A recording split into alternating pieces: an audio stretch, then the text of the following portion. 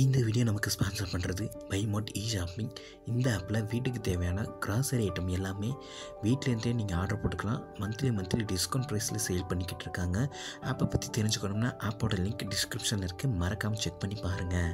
Confidence அப்படின்றது ஜென்ரலாகவே ரொம்ப இம்பார்ட்டண்ட்டான விஷயம். சைக்காலஜி தமிழ் ஏற்கனவே நம்ம இந்த கான்ஃபிடன்ஸை பற்றி நிறைய பேசியிருப்போம். ஆனால் ஒரு வேலை அப்படின்னு வரும்போது இந்த கான்ஃபிடன்ஸ் அப்படின்றது ஒரு ரொம்ப முக்கியமான ரோல் ப்ளே பண்ணுதுங்க.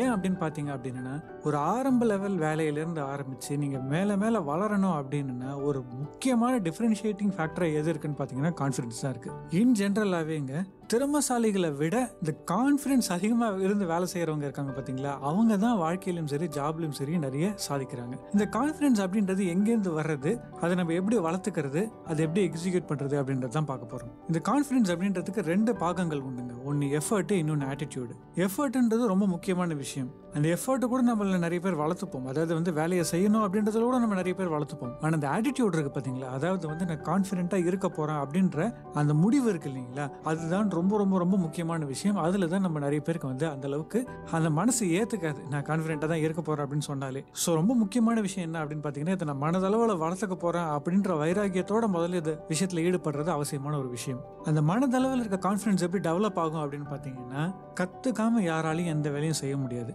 கற்றுக்கணுன்னா தப்பு செஞ்சாதான் கற்றுக்க முடியும். ஸோ எனக்கு எனஃப் நேரமும் தப்பு பண்ணுறதுக்கான ஸ்கோப்பும் இருந்ததுன்னா போதும், நான் எந்த விஷயத்த வேணா கற்றுக்க முடியும். நான் கற்றுக்கிட்ட எந்த விஷயத்த வேணா அமல்படுத்த முடியும். ஏன்னா நான் யாருக்கும் சலைச்சவன் இல்லை அப்படிங்கிற அந்த எண்ணம் தாங்க ரொம்ப அவசியமான ஒரு விஷயம். ஆனால் இது வெறும் எண்ண அளவில் மட்டும் இருந்துருச்சுன்னா பயன் தராது. இப்போ நம்ம என்ன சொன்னோம் அப்படின்னா, நான் கற்றுக்கிறதுக்கு தயாராக இருக்கேன், தப்பு பண்ணுறதுக்கு தயாராக இருக்கேன், வளர்கிறதுக்கு தயாராக இருக்கேன் அப்படின்னு சொன்னேன். அப்போ நான் என்ன செய்யணும், உண்மையாகவே கற்றுக்கிறதுக்கு தயாராக இருக்கணும். வாழ்க்கையில் அதிகமாக வளர்கிற நிறைய பேரை பார்த்துருந்தீங்க அப்படின்னா, நிறைய இடங்கள்ல அவங்க சொல்லாத வார்த்தைகள் என்னவா இருக்குன்னா, ஐயோ அது தெரியாதுங்களே, என்னால் அதை செய்ய முடியாதுங்களே, அது என் வேலை இல்லைங்களே, இந்த மாதிரியான வார்த்தைகள் தான் இருக்கும். வாழ்க்கையில் சில இடங்கள்ல இது சொல்ல வேண்டியது அவசியமாக இருக்கலாம். எக்கச்சக்கமாக வேலையை எடுத்துக்கணும் அப்படின்றது அவசியம் இல்லை.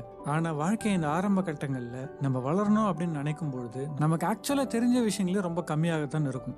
ஸோ நமக்கு தெரிஞ்ச விஷயத்த வச்சு மட்டும் இந்த இடத்துல வேலையை செஞ்சிடலாம் அப்படின்னு நினச்சோம்னா அது நடக்காத விஷயமாக இருக்கும். ஸோ இந்த மாதிரியான புது சேலஞ்சஸ் வர ஐயோ எனக்கு அது தெரியாது, அது என் வேலை இல்லையே, அது என்னால் செய்ய முடியாது, இந்த மாதிரியான வார்த்தைகளை சொல்கிறதுக்கே நம்ம அசிங்கப்படணும். அதுக்குன்ட்டு தெரியாத வேலையை தெரிஞ்ச மாதிரி செய்கிறது அப்படின்றது கிடையாதுங்க. அந்த மாதிரி எந்தெந்த விஷயங்கள் எல்லாம் கேட்பாங்க அப்படின்றது நமக்கு தெரியுதோ அந்தந்த விஷயங்கள் எல்லாம் நம்ம ப்ரிப்பேர் பண்ணிக்கிட்டே இருக்கணும். உங்களுக்கு அந்த ஏகலைவன் கதை தெரிஞ்சிருக்கும் அப்படின்னு நினைக்கிறேன். எல்லாருக்கும் ஆசிரியர் இருந்து பக்கத்துலேயே உட்கார வச்சு பாடம் எடுத்து கூட அம்பு எய்வதில் அந்த அளவுக்கு திறமை இல்லாமல் இருந்த போது கூட ஏகலைவனுக்கு யாருமே டீச்சர் இல்லைன்னா கூட அவரால் ஏன் அதை செய்ய முடிஞ்சுது அப்படின்னு யோசிச்சு பார்த்தீங்க அப்படின்னா, உனக்கு தான் தெரியாது இல்லை, நீ தான் கற்றுக்கல, உனக்கு தான் ஆசிரியர் யாரும் இல்லைல்ல அப்படின்னு யாரும் சொல்லிடக்கூடாது.